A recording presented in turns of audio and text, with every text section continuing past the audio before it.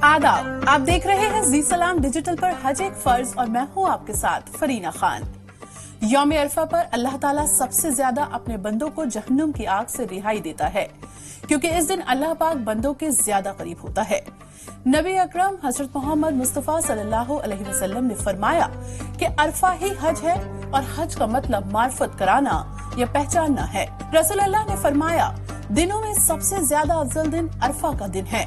बता दें कि अराफात में मस्जिद नमरा है, जो मैदान अराफात के मगरिबी किनारे पर वाक़ है। इसकी कुछ हुदूद अराफात के अंदर और कुछ बाहर है। ये एक तारीखी मस्जिद है। अरफा के दिन जवाल में यानी नमाज ज़ोहर के वक्त की इब्तिदा होते ही बगैर अजान के इमाम खुतबा देंगे। इसे खामोशी, तवज्जो, खुशू व खुजू से सुनकर और समझकर अमल का पुख्ता इरादा किया जाता है। खुतबा के बाद आजान होती है और फिर ज़ोहर और असर की नमाज बाजमात अदा की जाती है। इमाम अगर मुसाफिर हो तो वो नमाज कसर कर देंगे, यानी नमाज ज़ोहर और नमाज असर 2-2 रकात पढ़ाएंगे।